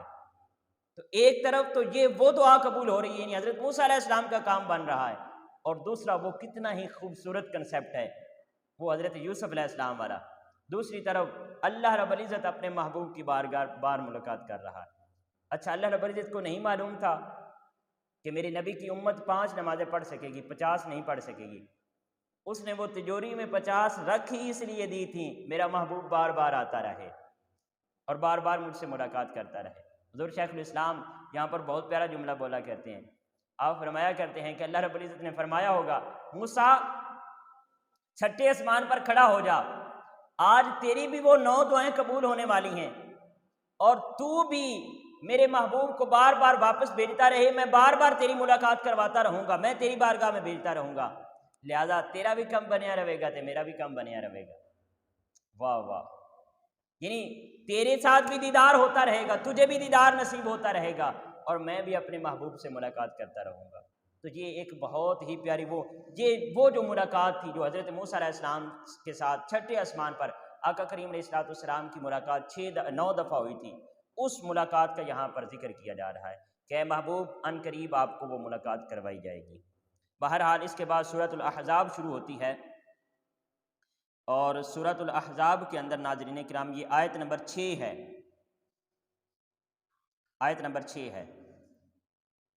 اس کے اندر اللہ رب العزت ارشاد فرماتے ہیں النبی اولا بالمؤمنین من انفسہم وازواجہ امہاتہم، یہ نبی مکرم صلی اللہ علیہ وسلم مومنوں کے ساتھ ان کی جانوں سے زیادہ قریب اور حقدار ہیں، اور آپ کی ازواج مطہرات ان کی مائیں ہیں۔ آپ کی ازواج مطہرات وازواجہ، اور آپ کی ازواج مطہرات امہاتہم مومنوں کی مائیں ہیں۔ یہاں پر ناظرین کرام جو اللہ رب العزت نے فرمایا النبی اولا بالمؤمنین، کہ نبی مومنوں کے جانوں سے بھی زیادہ ان کے قریب ہیں، یہاں پر 2 طرح سے اس کا جو تفسیر ہے وہ کی گئی ہے، 2 کنسیپٹ آپ سمجھیں گے۔ ایک تو یہاں پر یہ فرمایا جا رہا ہے کہ جو نبی کریم علیہ السلام ہیں وہ مومنوں کو ان کی جانوں سے بھی زیادہ قریب ہیں، یعنی وہ اپنی جانوں سے بھی بڑھ کر نبی کریم علیہ السلام سے محبت کرتے ہیں۔ ایک تو یہ کنسیپٹ ہے، یعنی مومنوں کا نبی کریم علیہ السلام کے ساتھ جو تعلق ہے، اس بات کو بڑی باریکی کے ساتھ سمجھیں کہ مومن اپنی جانوں سے بھی بڑھ کر نبی کریم علیہ السلام کے ساتھ محبت کرتے ہیں، ان کی جانیں بھی ہوں گی ان کے پیاری، جان پیاری ہوگی۔ جان دیکھیں کائنات کے اندر وہ پنجابی کی ایک کہاوت ہے کہ جان تو اگے تے کالا اندھیرا ہوتا ہے، کائنات کے اندر جو سب سے عزیز ہوتی ہے انسان کو کوئی چیز، وہ انسان کی اپنی جان ہوتی ہے، اپنی جان ہی تو سب سے پیاری ہوتی ہے، لیکن نہیں فرمایا مومنوں جان ہوگی تمہیں پیاری، لیکن میرا نبی تمہیں جان سے بھی بڑھ کر پیارا ہے، میرا نبی تمہیں جان سے بھی بڑھ کر پیارا ہے۔ اور آپ دیکھ سکتے ہیں غزوات کے اندر، اور آج تک حضور کے نام پر جان قربان کرنے والے کو ہی مومن کہا جاتا ہے، جو حضور کے نام پر اپنی جانوں کو قربان کرتا ہے، یہی تو مومن کی پہچان ہے۔ تو ایک تو کنسیپٹ یہ ہے کہ مومن آقا کریم علیہ السلام سے اتنی محبت کرتا ہے کہ اتنی اپنی جان سے بھی محبت نہیں کرتا، یہ ہے اولا بالمؤمنین۔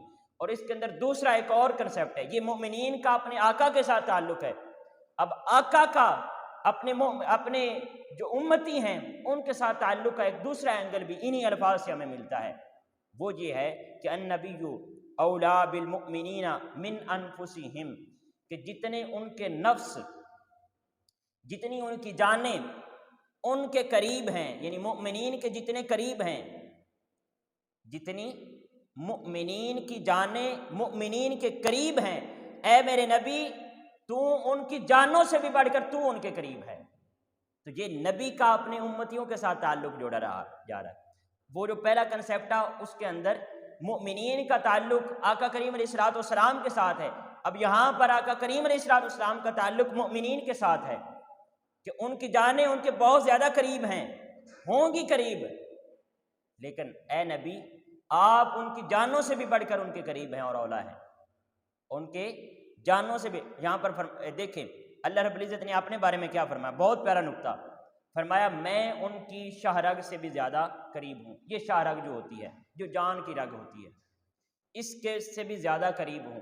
دیکھیں اگر شاہ رگ کو کاٹ دیا جائے، اب یہاں پر یہ قرب کا جو فاصلہ ہے اس کو تھوڑا سا میئر کرنے کی کوشش کرتے ہیں کہ اگر شاہ رگ کو کاٹ دیا جائے تو پھر بھی انسان کچھ دیر کے لیے اس کے اندر جان رہتی ہے۔ شاہ رگ کو کاٹ بھی دیا جائے تو جان رہتی ہے۔ اللہ رب العزت نے اپنا تعلق مومنین کے ساتھ بیان فرمایا اور انسانوں کے ساتھ تو فرمایا کہ میں ان کے شاہ رگ سے بھی زیادہ قریب ہوں، لیکن جب اپنے نبی کی باری آئی تو پھر شاہ رگ نہیں فرمایا، شاہ رگ سے بھی آگے جو ایک چیز اور انسان کے قریب ہوتی ہے جان فرمایا من انفسہم، ان کی جانوں سے بھی بڑھ کر تو ان کے قریب ہے، یعنی اپنے سے بھی بڑھ کر نبی کریم علیہ السلام کی رحمت کو، حضور کے کرم کو، حضور کے تعلق اور حضور کی نسبت کو مؤمنین کے ساتھ جوڑ دیا۔ اللہ اکبر، یہ کتنا پیارا ایک کنسیپٹ ہے۔ ایک تو اسی کے اندر ہی مؤمنین کا تعلق بیان فرمایا گیا اپنے نبی کے ساتھ، اور اسی کے اندر آقا کا تعلق اپنے امتیوں کے ساتھ بیان فرمایا گیا۔ پھر اس کے بعد جو آگے والے الفاظ ہیں وَأَزْوَاجُهُ أُمَّهَاتُهُمْ، اور آپ کی بیویاں نبی کریم علیہ السلام کی مائیں ہیں۔ حضور کی بیویاں امت کی کیا ہیں؟ مائیں ہیں۔ حضور نبی کریم علیہ السلام کی بیویاں امت کی مائیں ہیں۔ یہ جو پیچھے والا ہم نے ابھی کنسیپٹ پڑھا ہے کہ حضور نبی کریم علیہ السلام کی رحمت امتیوں کے ان کی جانوں سے بھی زیادہ قریب ہے۔ دیکھیں جان انسان کی حفاظت کرتی ہے۔ یہاں پر ایک حدیث مبارکہ ہے، آقا کریم علیہ السلام نے ارشاد فرمایا میری اور میری امت کی مثال اس طرح ہے کہ جیسے کسی شخص نے ایک آگ جلائی ہو اور جو حشرات الارض ہیں، یہ کیڑے مکوڑے، یہ اس آگ کے اندر گرے جا رہے ہوں، اور میری امت بھی اسی طرح آگ کے اندر گری جا رہی ہے اور میں ان کو پکڑ پکڑ کر نکال رہا ہوں،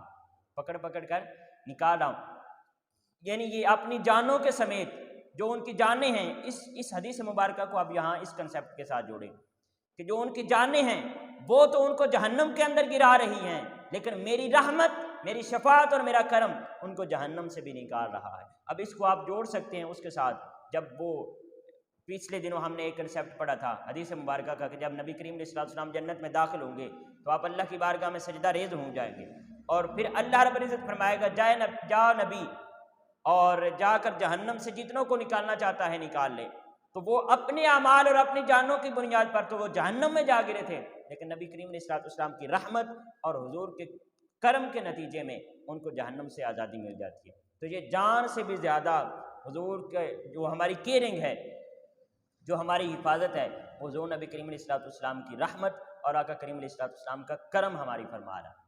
اس کے بعد ازواجہ امہاتہم، اور ان کی بیویاں یعنی نبی کریم علیہ السلام کی بیویاں امت کی مائیں ہیں، امت کی مائیں ہیں۔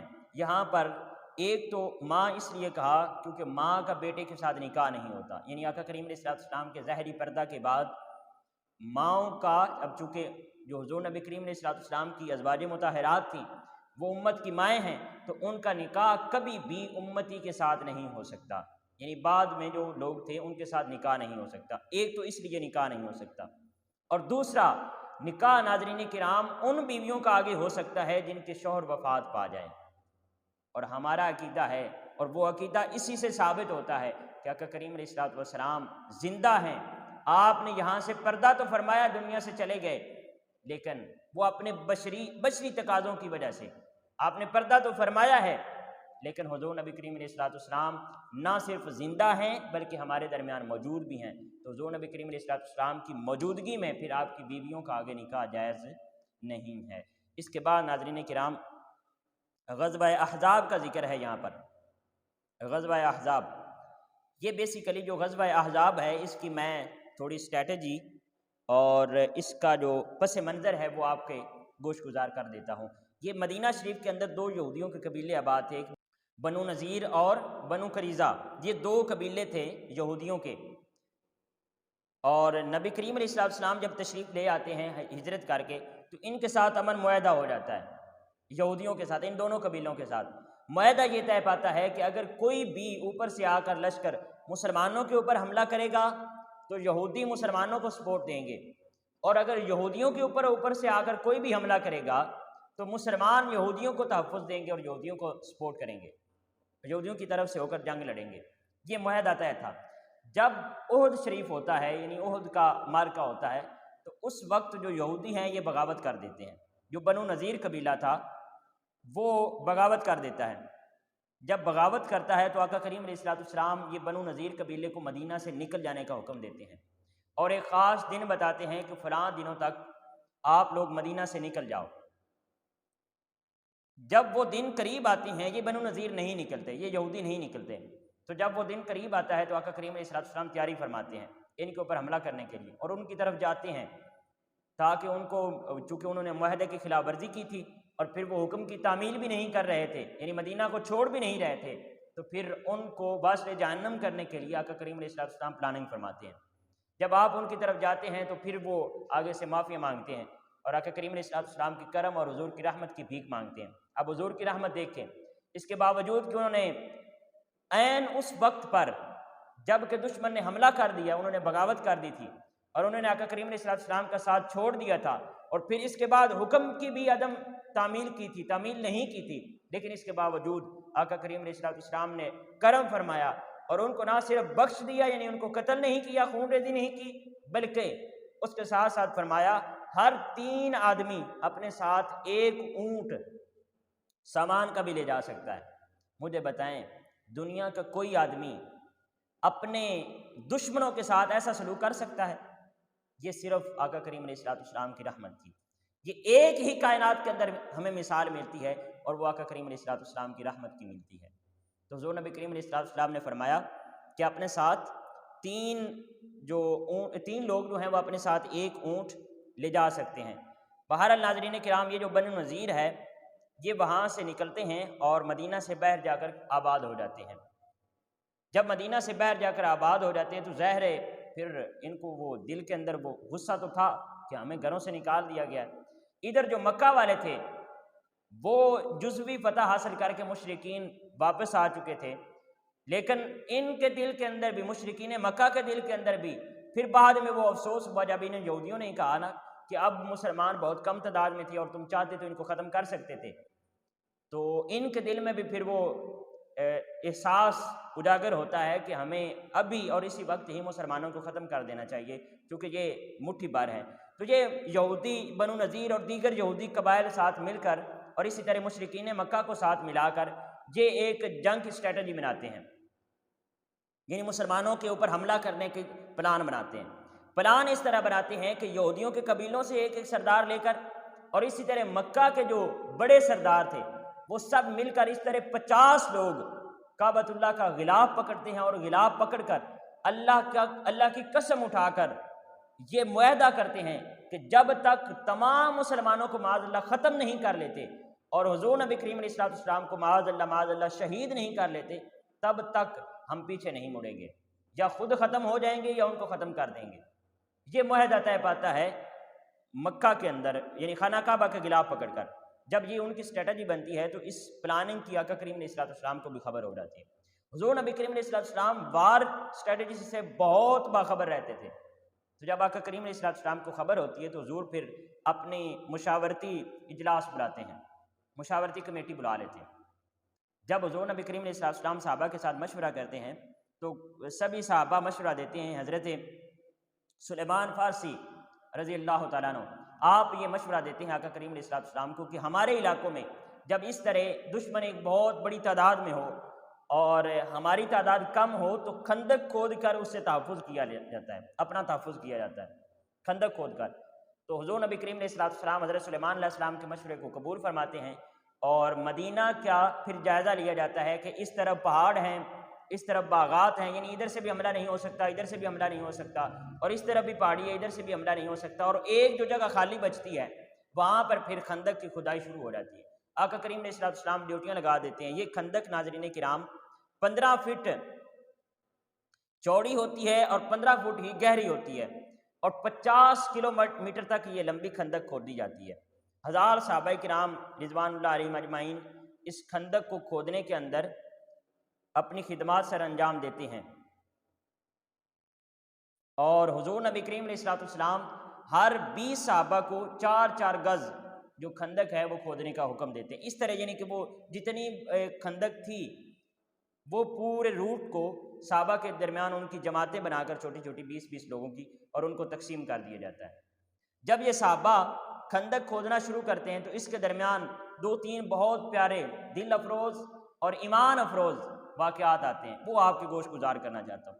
صحابہ کرام خندق کھود رہے ہوتے ہیں تو دوران خندق صحابہ کرام کو ایک پتھر نظر آتا ہے دوران کھدائی، جو پتھر صحابہ سے ٹوٹ نہیں رہا ہوتا، پتھر نہیں ٹوٹ رہا ہوتا، وہ بہت کوشش کرتے ہیں لیکن پتھر ٹوٹتا نہیں۔ وہ نبی کریم علیہ السلام کی بارگاہ میں حاضر ہوتے ہیں، عرض کرتے ہیں یا رسول اللہ یہ ایک بہت بڑا پتھر رستے میں آ گیا ہے اور اتنی زیادہ کوشش کرنے کے باوجود ٹوٹنے کا نام نہیں لے رہا۔ نبی کریم علیہ السلام تشریف لے جاتے ہیں، آپ جا کر اس پتھر پر ضرب لگاتے ہیں، جب آپ ضرب لگاتے ہیں تو اس کا 1/3 یا کچھ حصہ وہ ٹوٹ کر سائڈ پہ ہو جاتا ہے۔ جب وہ پتھر ٹوٹ کر سائڈ پہ ہوتا ہے تو صحابہ کے ایمان چیک کریں، جو ہی پتھر ٹوٹتا ہے نبی کریم علیہ السلام فرماتے ہیں شام فتح ہو گیا، شام فتح ہو گیا۔ حضور فرماتے ہیں شام فتح ہو گیا، صحابہ خوش ہو جاتے ہیں کہ شام اب فتح ہو گیا، حضور نے فرما دیا فتح ہو گیا، سو ہو گیا فتح۔ ابھی تک خندق کھود رہے ہیں، ظاہری عقل دیکھیں، عقل یہاں پر تسلیم نہیں کرتی، لیکن صحابہ کبھی بھی عقل کے گھوڑوں کو نہیں دوڑاتے تھے، ہمیشہ اپنے ایمان سے کام لیتے تھے اور عشق سے کام لیتے تھے۔ تو جب حضور نے فرمایا کہ شام فتح ہو گیا، صحابہ نے بھی عرض کی جی حضور شام فتح ہو گیا، سبحان اللہ۔ پھر دوسری دفعہ حضور نے ضرب لگائی تو پتھر کا اتنا ایک ٹکڑا اور ٹوٹ کر سائڈ پہ ہو جاتا ہے، حضور فرماتے ہیں یمن فتح ہو گیا۔ پھر نبی کریم علیہ السلام اسی طرح تیسری دفعہ پھر ضرب لگاتے ہیں تو حضور فرماتے ہیں کہ فارس یعنی ایران فتح ہو گیا۔ تو اس طرح 3 ضربوں کے ساتھ وہ پتھر بھی ٹوٹ جاتا ہے اور حضور نبی کریم علیہ السلام خوشخبری سناتے ہیں صحابہ کو کہ جو شام ہے وہ بھی فتح ہو گیا، یمن بھی فتح ہو گیا اور ایران یعنی فارس بھی فتح ہو گیا۔ اسی طرح ایک اور بہت پیارا واقعہ ہے، اسی دوران جب یہ پتھر کو توڑ رہے تھے تو کچھ صحابہ نبی کریم علیہ السلام کی بارگاہ میں حاضر ہوتے ہیں اور بھوک کی شکایت کرتے ہیں کہ بھوک کی وجہ سے بہت برا حال ہو چکا ہے، اور اپنے پیٹ کے اوپر سے کپڑا ہٹا کر نبی کریم علیہ السلام کی بارگاہ میں دکھاتے ہیں کہ حضور یہ دیکھیں بھوک کی وجہ سے ہم نے اپنے پیٹ پر پتھر باندھ رکھے ہیں، قربان جائیں۔ جب آقا کریم علیہ السلام صحابہ کی یہ بات سنتے ہیں اور شکایت سنتے ہیں تو حضور نبی کریم علیہ السلام اپنے پیٹ مبارک سے، اپنے شتم مبارک سے اپنا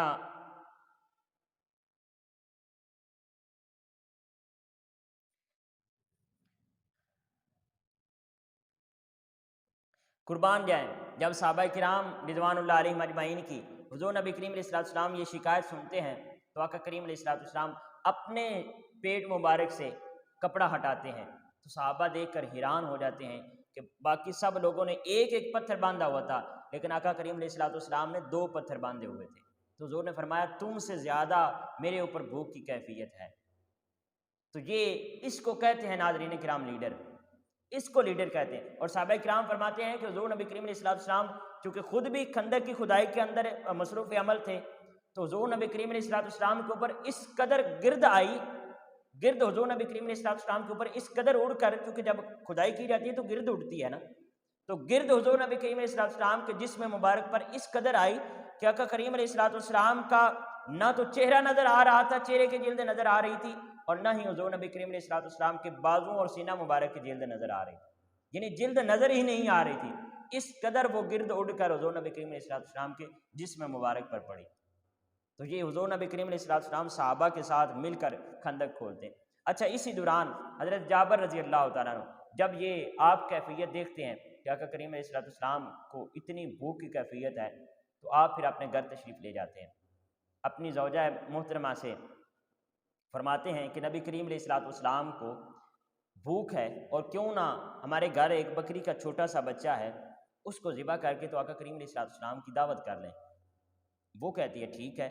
جب حضور نبی کریم علیہ السلام کی دعوت کی جاتی ہے، حضرت جابر رضی اللہ تعالیٰ عنہ آقا کریم علیہ السلام کی بارگاہ اقدس میں حاضر ہوتے ہیں اور کان میں عرض کرتے ہیں کہ یا رسول اللہ ہم نے آپ کی دعوت۔ جب حضرت جابر رضی اللہ تعالیٰ عنہ وہاں سے واپسی تشریف لانے لگتے ہیں، حضور نبی کریم علیہ السلام کی بارگاہ اقدس میں حاضر ہونے لگتے ہیں حضور کو دعوت دینے کے لیے کھانے کی، تو آپ کی بیوی آپ کو کہتی ہیں کہ نبی کریم علیہ السلام کو دعوت دے لینا اور ساتھ 4-5 آدمیوں کو اور کو دعوت دے لینا، زیادہ آدمیوں کو انوائٹ نہیں کرنا چونکہ کھانا تھوڑا سا تھا۔ تو حضرت جابر رضی اللہ تعالیٰ عنہ آقا کریم علیہ السلام کی بارگاہ میں حاضر ہوتے ہیں، عرض کرتے ہیں یا رسول اللہ ہمارے گھر میں آپ کی دعوت ہے، آپ تشریف لے آئیں۔ بالکل نہ کان کے اندر سرگوشی کرتے ہیں بالکل آرام کے ساتھ، آہستگی کے ساتھ، تاکہ باقی لوگ نہ سنیں۔ اور آپ کے ذہن میں تھا کہ حضور نبی کریم علیہ السلام کو اس طرح دعوت دے لیتا ہوں اور 4-5 اور لوگوں کو ساتھ دعوت دے لوں گا۔ نبی کریم علیہ السلام جب یہ بات سنتے ہیں تو آپ اعلان فرما دیتے ہیں کہ چلو جی سبھی لوگ کام ختم کرو اور جابر کے گھر جاتے ہیں، وہاں دعوت ہے ہماری۔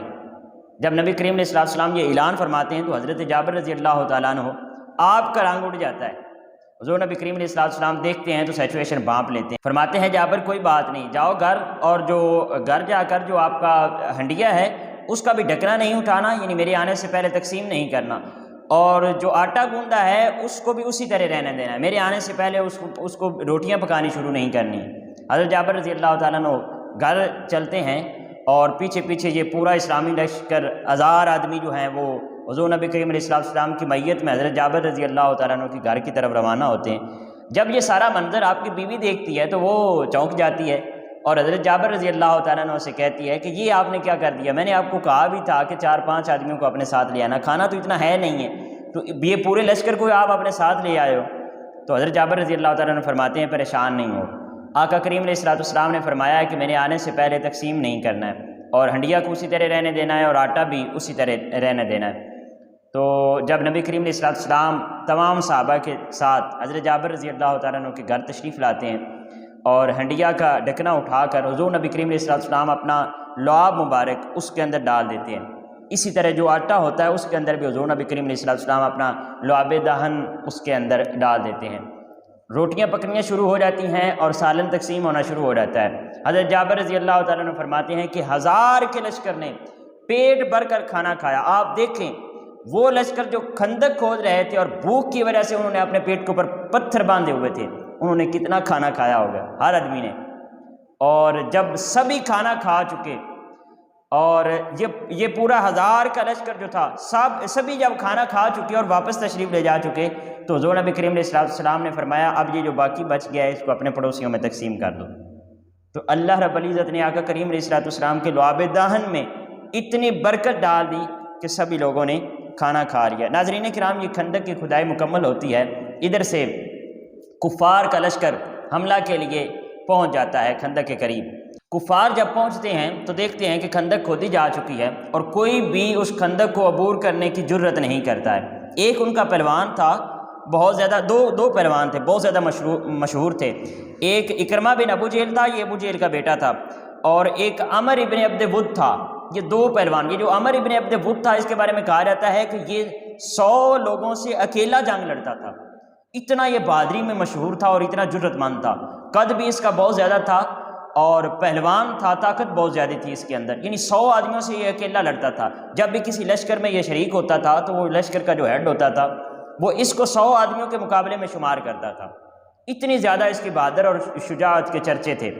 یہ بھی اس جو مشرکین کا لشکر تھا اس کے اندر شریک تھا۔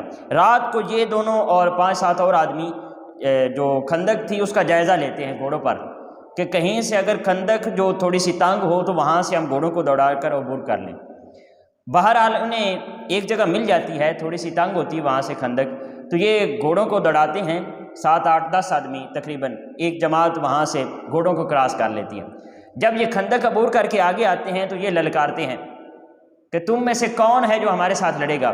یہ جو عمر ابن عبد ود ہے، عمر ابن عبد ود کا سبھی کو پتہ تھا کہ یہ 100 آدمیوں کے ساتھ اکیلا لڑتا ہے، تو کوئی بھی صحابہ میں سے کوئی بھی نہیں بولا ہے۔ نبی کریم علیہ السلام کے میت میں جتنے لوگ تھے کوئی بھی نہیں بولا۔ حضرت علی رضی اللہ تعالیٰ عنہ نے اپنی نیام سے تلوار نکالی۔ جب آپ اپنی نیام سے تلوار نکالنے لگتے ہیں تو آقا کریم علیہ السلام اشارہ فرما دیتے ہیں علی بیٹھ جاؤ۔ وہ دوسری دفعہ پھر للکارتا ہے، اگر کسی میں جرت ہے تو آؤ میرے ساتھ مقابلہ کرو۔ حضرت علی رضی اللہ تعالیٰ عنہ اپنے نیام سے تلوار کو دوبارہ نکالتے ہیں، آقا کریم علیہ السلام پھر منع فرما دیتے ہیں۔ ناظرین کرام، بہت دلچسپ یہ واقعہ ہے۔ آقا کریم علیہ السلام جب منع فرماتے ہیں وہ تیسری دفعہ پھر للکارتا ہے، تم میں سے کوئی ہے جو عمر ابن عبد ود کا مقابلہ کرے؟ حضرت علی کرم اللہ وجہہ الکریم اپنی تلوار مبارک کو دوبارہ نکالتے ہیں، تیسری دفعہ پھر نکالتے ہیں، تو حضور نبی کریم علیہ السلام منع فرما دیتے ہیں۔ جب وہ چوتھی دفعہ للکارتا ہے تو حضرت علی رضی اللہ تعالیٰ عنہ پھر اٹھ کھڑے ہوتے ہیں، تو آقا کریم علیہ السلام فرماتے ہیں جا علی، اللہ تیری حفاظت فرمائے۔ اور حضرت علی رضی اللہ تعالیٰ عنہ کو حضور نبی کریم علیہ السلام اپنا امامہ مبارک اتار کر حضرت علی رضی اللہ تعالیٰ عنہ کے سر انور پر امامہ باندھتے ہیں اور اپنی تلوار عنایت فرماتے ہیں۔ یہ جو تلوار تھی اس کی آگے سے وہ دو دھاریں تھیں، دو دھاری تلوار تھی، اس لیے اس کو ذوالفقار کہا جاتا تھا۔ آقا کریم علیہ السلام اپنا امامہ مبارک بھی عطا فرماتے ہیں، تلوار بھی عطا فرماتے ہیں اور حضرت علی رضی اللہ تعالیٰ عنہ کو روانہ فرما دیتے ہیں میدان میں۔ جب مولا علی رضی اللہ تعالیٰ عنہ اس کے سامنے پہنچتے ہیں تو یہ ان کا ایک لڑنے کا انداز تھا کہ پہلے ایک دوسرے کے ساتھ گفتگو کرتے تھے۔ تو عمر ابن عبد ود کا مشہور تھا کہ یہ 2 شرطیں کہتا ہے اپنے مقابل کو کہ 2 شرطیں رکھ لو، اور ان 2 میں سے ایک یہ قبول کیا کرتا تھا۔ حضرت علی رضی اللہ تعالیٰ عنہ سامنے پہنچتے ہیں، فرماتے ہیں کہ آپ کے بارے میں مشہور ہے کہ آپ 2 شرطیں کہتے ہو اور ان میں سے ایک قبول کرتے ہو۔ تو اس نے کہا ہاں بالکل آپ رکھو 2 شرطیں، میں قبول کروں گا۔ مولا علی کرم اللہ وجہہ الکریم نے فرمایا کہ آپ ایسا کرو، پہلی شرط میری یہ ہے کہ آپ اللہ رب العزت کی ذات پر ایمان لے آؤ اور آقا کریم علیہ السلام کی نبوت کا اقرار کر لو۔ وہ کہتا ہے یہ تو میں کبھی نہیں کر سکتا۔ تو حضرت علی رضی اللہ تعالیٰ عنہ فرماتے ہیں اگر یہ کبھی نہیں کر سکتا تو پھر میرے ساتھ جنگ کر لے۔ اگر یہ کبھی نہیں کر سکتا تو جتنا زور ہے وہ سارا زور لگا کر وار کر لے۔ علی نے کبھی دوسری بار موقع کسی کو نہیں دیا ہے۔ وہ ناظرین کرام قد میں بہت بلند تھا، مطلب ایک لمبے قد کا جیسے آدمی ہوتا ہے ایسے تھا، اور حضرت علی رضی اللہ تعالیٰ عنہ کا قد مبارک چھوٹا تھا، درمیانے قد کے تھے۔ صحابہ کرام رضوان اللہ علیہم اجمعین فرماتے ہیں کہ جب یہ ان کی لڑائی شروع ہوتی ہے تو اس قدر تیز لڑائی ہوتی ہے کہ اتنی گرد اڑتی ہے، جو غبار اڑتی ہے وہ اتنی زیادہ اڑتی ہے کہ ہمیں وہ دونوں چھپ جاتے ہیں، حضرت علی رضی اللہ تعالیٰ عنہ بھی اور وہ مشرک لعین بھی دونوں چھپ جاتے ہیں اس گرد کے اندر۔ یعنی اتنی تیزی کے ساتھ جنگ شروع ہوتی ہے، اتنی تیزی کے ساتھ یہ لڑائی شروع ہوتی ہے۔ صحابہ کرام فرماتے ہیں ہمیں کوئی پتہ نہیں لگتا۔ وہ ایک دفعہ وار کرتا ہے تو حضرت علی رضی اللہ تعالیٰ عنہ کو جو امامہ مبارک ہوتا ہے جو حضور نبی کریم علیہ السلام نے عطا فرمایا وہ کٹ جاتا ہے اور آپ کے چہرہ انور پر یہاں سے ایک نشان آ جاتا ہے ایسے، اور پھر یہ آپ کے آخری وقت تک حضرت علی رضی اللہ تعالیٰ عنہ کا یہ نشان جو ہے یہ باقی رہا تھا۔ آپ کے چہرہ انور پر زخم آ جاتا ہے۔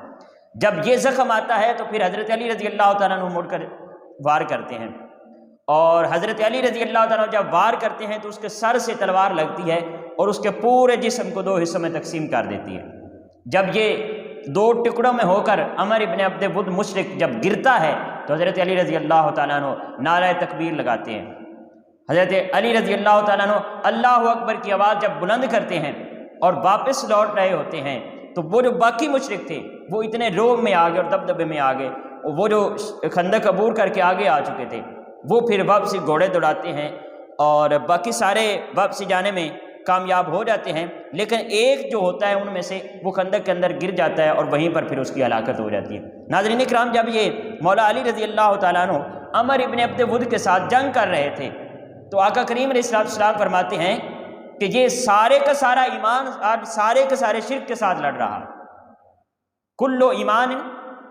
حضرت علی رضی اللہ تعالیٰ عنہ کو فرمایا کہ یہ سارا ایمان ہے، اور اس مشرک لعین کو کہا کہ یہ سارے کا سارا شرک ہے۔ یعنی حضرت علی رضی اللہ تعالیٰ عنہ اور مشرک کی لڑائی کو فرمایا کہ یہ سارے کے سارے ایمان اور سارے کے سارے شرک کی لڑائی ہے۔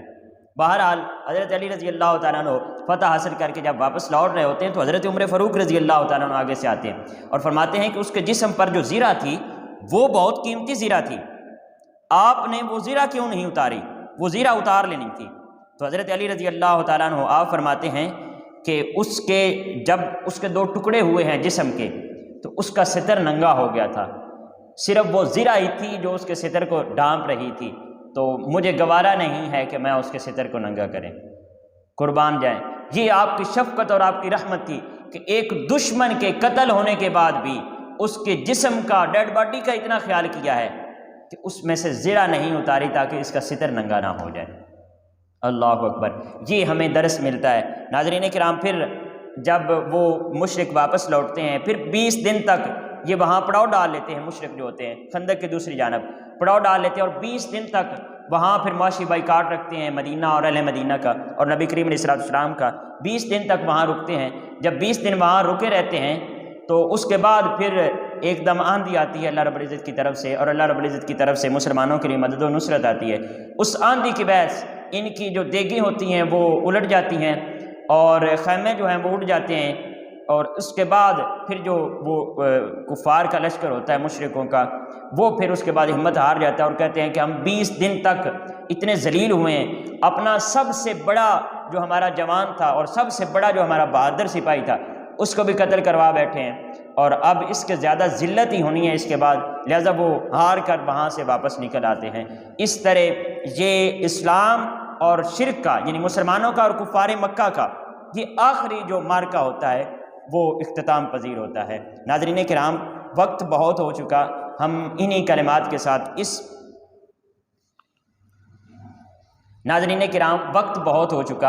انہی کلمات کے ساتھ آج کے سیشن کو اختتام کی طرف لے جاتے ہیں۔ اللہ رب العزت ہم سب کا حامی و ناصر ہو، آپ سب کو اپنی حفظ و امان میں رکھے۔ آپ سب کی سماعتوں کا بہت شکریہ۔ السلام علیکم ورحمۃ اللہ وبرکاتہ۔